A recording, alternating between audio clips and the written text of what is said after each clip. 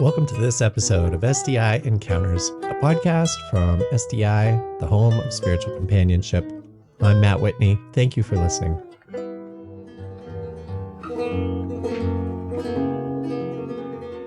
Learn more about our work and the work of spiritual companionship on our website, sdicompanions.org. What is spiritual direction and companionship really like? In these next 3 episodes, Christina Roberts and myself, Matt Whitney, offer each other 30 minutes of real-life spiritual direction, something like a fishbowl experience, so you can listen in on this process as it unfolds. The first episode will have me offering spiritual companionship to Christina. The second episode will have Christina offering spiritual companionship back to me. And in the third episode, we'll reflect together on what one might expect in entering a spiritual direction or companionship relationship or session, what we've learned in our years of doing this work, and what this practice makes possible. Whether you're curious about becoming a spiritual director, seeking one yourself, or simply drawn to deep listening and presence, we hope these episodes offer a rare and honest glimpse into the heart of spiritual companionship. We thought it might be interesting to give an example of what one might experience in a spiritual companioning, spiritual direction session. Christina Roberts is here with me. This is Matt Whitney. Christina is going to be in the role of seeker today, while I am in the role of spiritual guide. In the next episode, we will switch roles. Before we begin, I want to offer a couple of notes. First of all, in a real life session, typically they are closer to 1 hour, so we're truncating it for the purpose of this podcast. Also, there's an opportunity at the beginning of a session to choose how you would like to begin. Sometimes this is a moment of silence. Perhaps it's a verbal prayer or poem. For the purposes of this podcast, we'll begin without that opening space so that you aren't listening to long periods of quiet. The most noteworthy thing is that when you go to a spiritual guidance session, it's confidential. Confidentiality is held in very high esteem. For today, we have both agreed to share this broadly for the purposes of sharing this example. Okay, so Christina, welcome to this space. How would you like to begin today? Or how would you normally begin as a seeker wayfarer in spiritual direction? I usually like having a moment of quiet just to kind of gather my thoughts together and begin. Okay. All right, well, we can hold that quiet together. I might edit this time down for the podcast itself. But if you're listening, feel free to join us here for just a few seconds of contemplative silent space. And Christina, I'm going to invite you to, whenever it feels ready, to go ahead and begin sharing.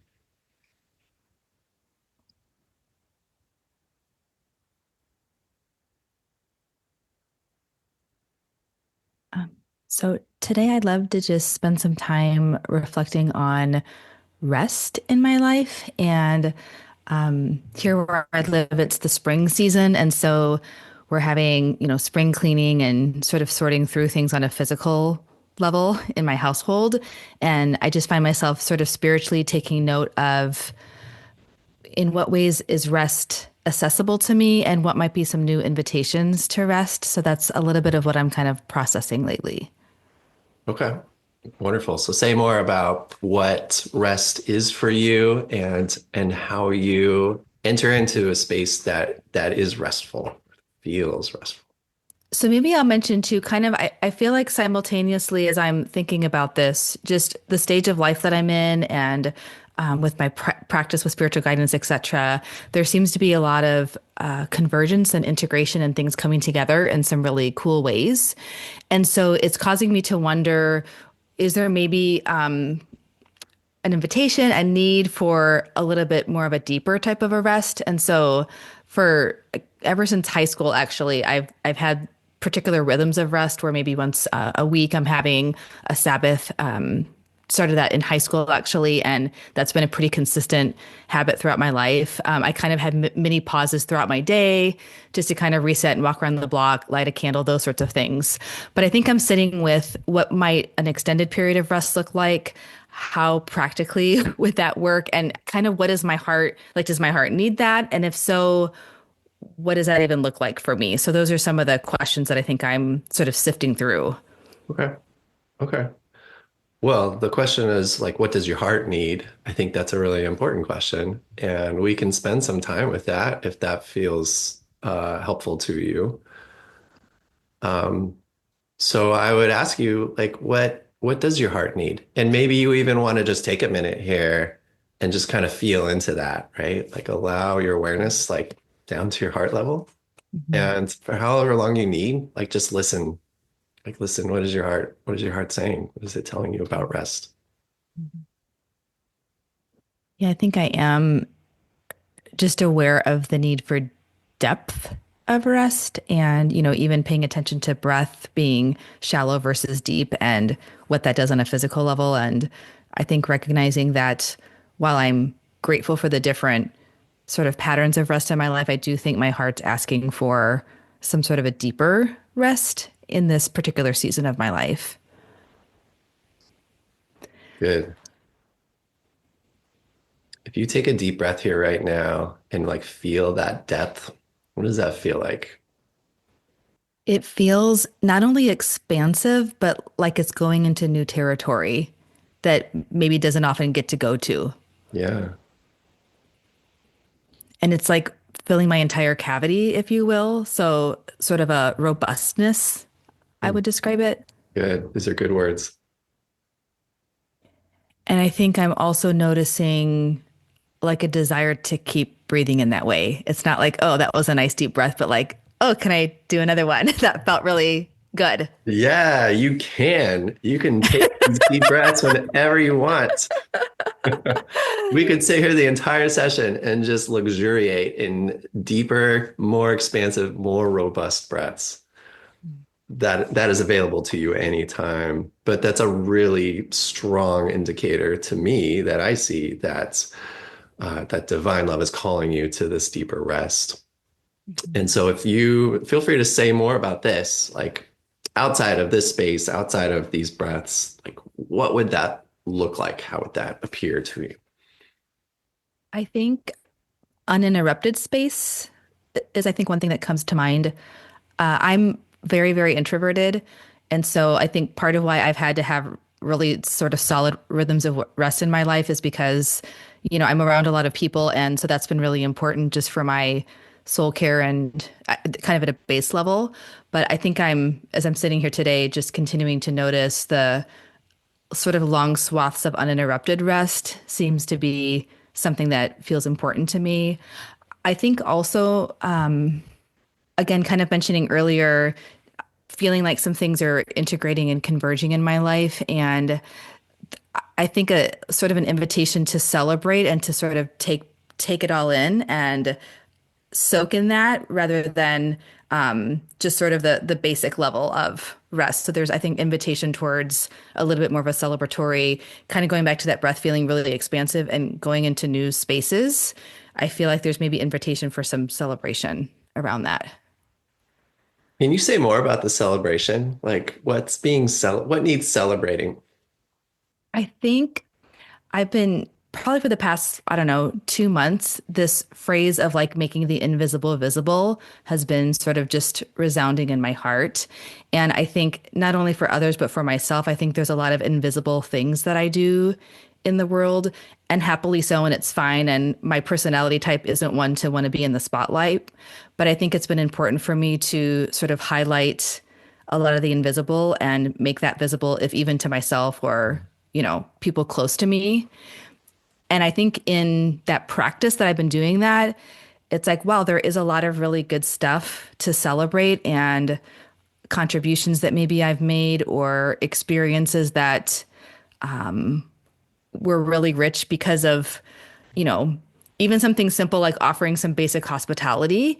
That's a lot of invisible work to get to the point of like the 3 hours that you're with folks and then the invisible work after, and sort of like the entire package, if you will, is to be celebrated, and sort of recognizing, okay, the leading up to that, there was beauty and sacredness and the preparation, of course, in the time being and then afterwards, or with different conversations that I have with people, spiritual guidance sessions, etc.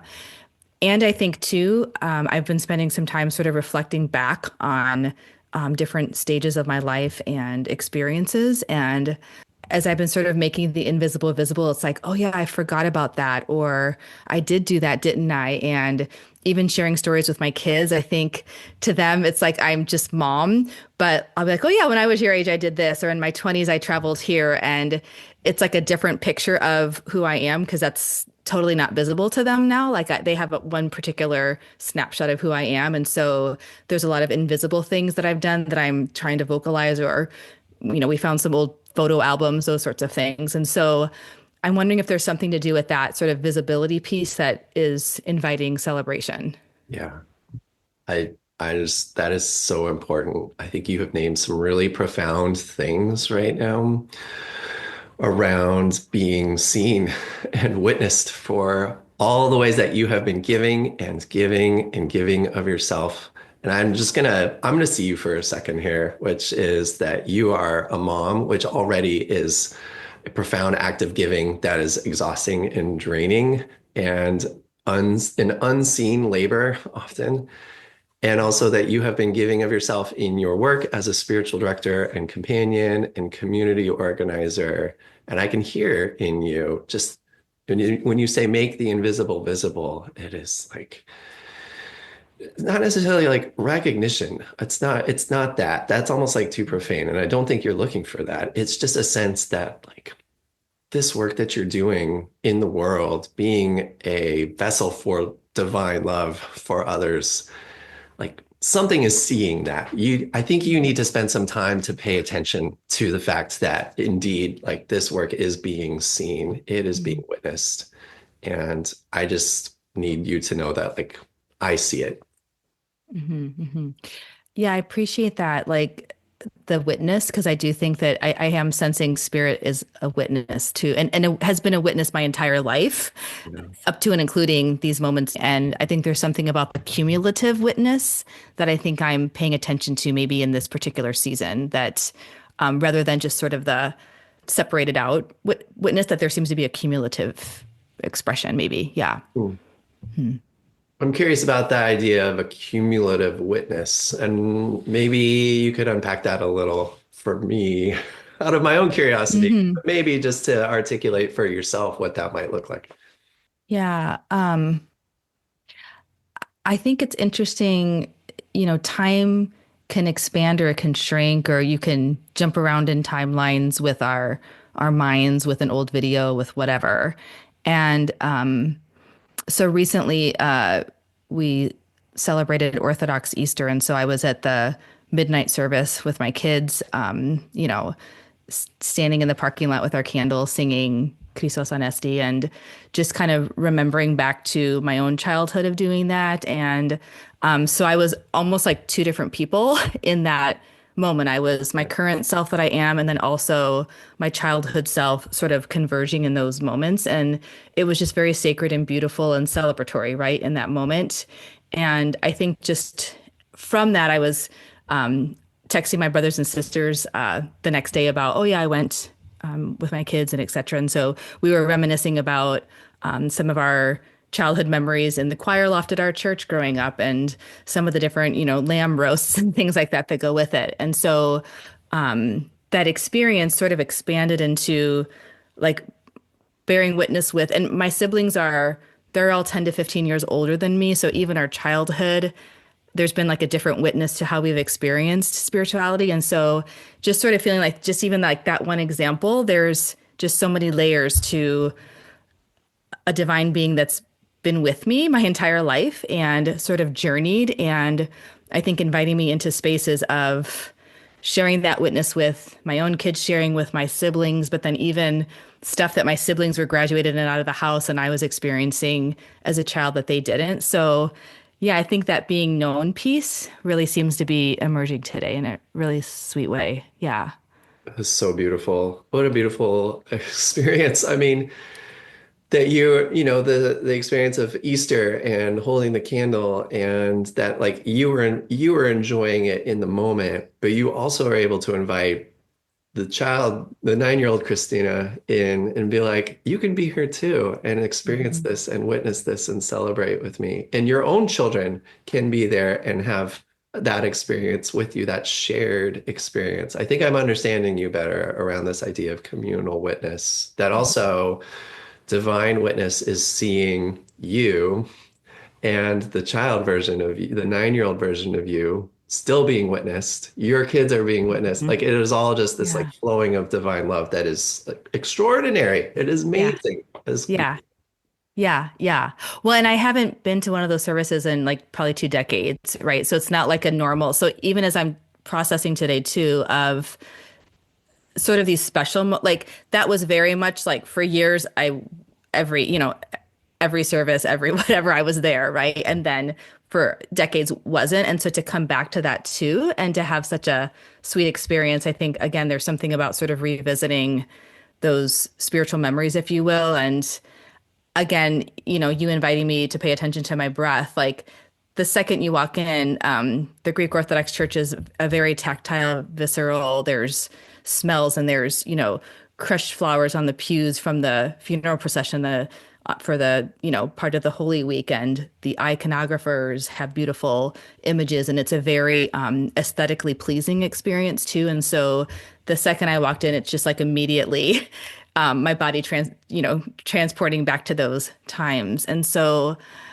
I think as I'm even listening to myself, just wondering in what ways rest and celebration might include the senses. Like that seems to kind of be emerging as I'm sort of sitting in the space today of maybe recognizing some invitation there.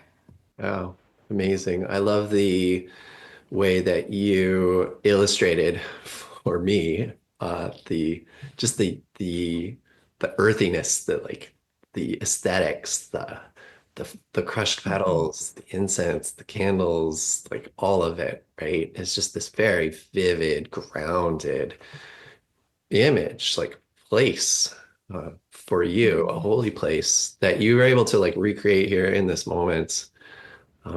That feels real to me, and something to pay attention to as far as you are looking for rest and celebration and witnessing to like ground it in the real for you in a way that ignites that love within you too. Hmm. Yeah, yeah. And even like, I mean, I'm sitting here and I mean, I light candles all the time because that was just part of my childhood. And so I'm sitting here with my candle and just recently went to a candle making workshop to learn how to make candles and play around with different aromas. And so I'm just sort of thinking of this too, something as basic as, again, the regular rhythms of lighting candles is just a part of my rest. It really is because it's calming to me. And then somehow bringing in this creative workshop space of that has elevated it. And so I think I want to pay attention and just sit with what might some other things that I'm already doing, but sort of like, again, making it more robust, if you will, and rounding that out a little bit more fuller. Yeah, feels like a space I want to maybe take away from here and sit with. Yeah. Yeah. And also I hear in that like a sense of playfulness too, creativity, Hmm. making candles and Yeah. experimenting with scents and, Hmm. which of these is most lovely, is most bringing you to life in the moment, Hmm. which one does your 9-year-old self enjoy the most too? Hmm. This is really, really profound. I wonder, do you have a sense of when this deep restfulness will be complete for you? Like a sense of what you'll need or how you'll know that you have been fully restored and ready to, sort of move back into a different kind of, giving energy. Mm. I wonder if it's not so much like a completeness, but maybe like an expansion unto. So going back to my candle analogy, my husband and I have been kind of going like crazy now with candles, right? And so I'm pretty sure like going to Target and buying candles, I've done that for a long time, probably isn't going to be the way forward because we're so into now making our own candles and bought some supplies for our house. And so I wonder if some of these restful things that have been at this level, that perhaps there's invitation to have a more robust and that becomes my new normal around some of these practices. So I almost feel, Matt, like an invitation towards like recalibrating, if you will, some of these ordinary sort of things baked into my life to that new thing becoming the ordinary, if that makes sense. It totally makes sense. And I feel like a real sense of clarity around that. And thank you for naming it. It's not just I need this much time in order to feel rested. It's like, I want to operate out of a space of restfulness from now on. Yeah, yeah. No, I like that. Upgrade. I think it is an upgrade It for is sure. an upgrade. Yeah, Yeah, yeah, totally. yeah.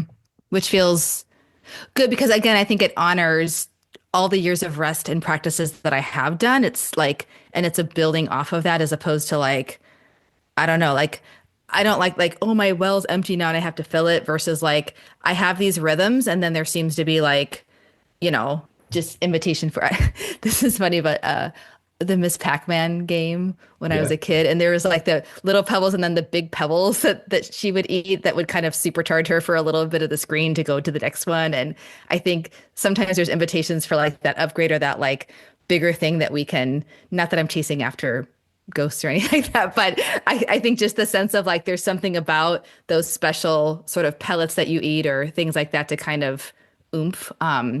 In the Greek church, there's a point in the service where we say dynamis, which is sort of power, and we repeat it back. And then you sing the next chorus from that song with more oomph in it.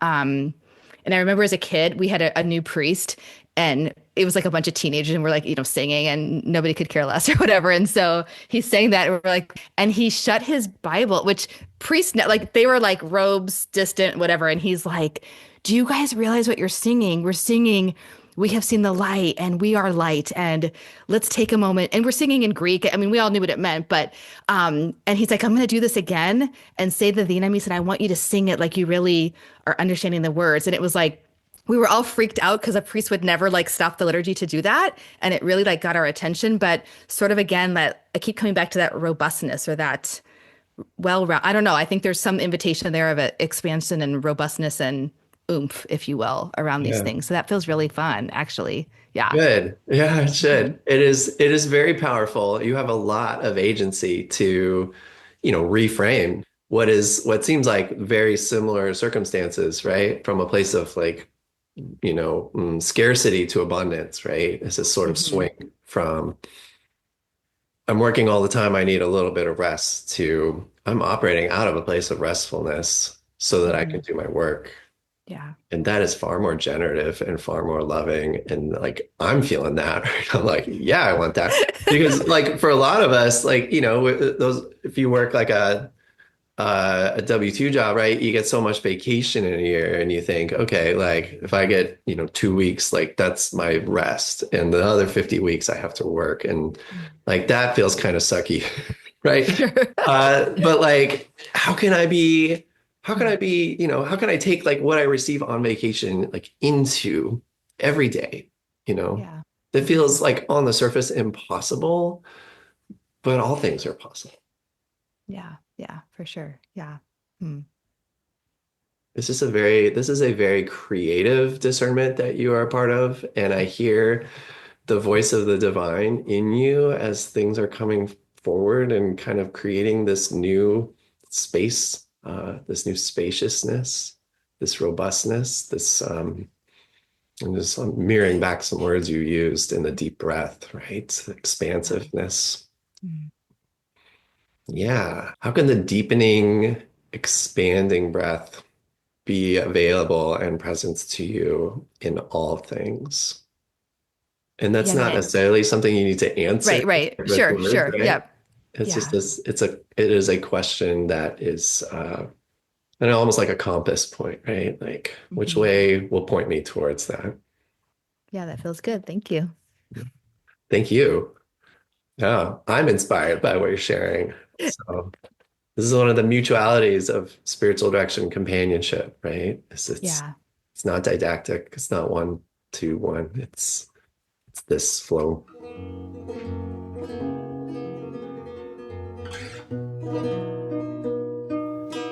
If you're enjoying this podcast and you want to help us share and spread the word about the life-giving practice of spiritual companionship, you can help us out by subscribing to this podcast on our website. You could give us a like or even write us a review. Thank you for listening. This is Matt Whitney with Spiritual Directors International. Thanks again for listening. Your time and your presence here are deeply appreciated. If you liked this show and would like us to continue making them, please do subscribe now while it's fresh on your mind. Also, we would love to hear from you, so please feel free to send in your comments and suggestions to the email address podcast@sdiworld.org. SDI is the home of spiritual companionship. Learn more about us and our work on our website, sdicompanions.org.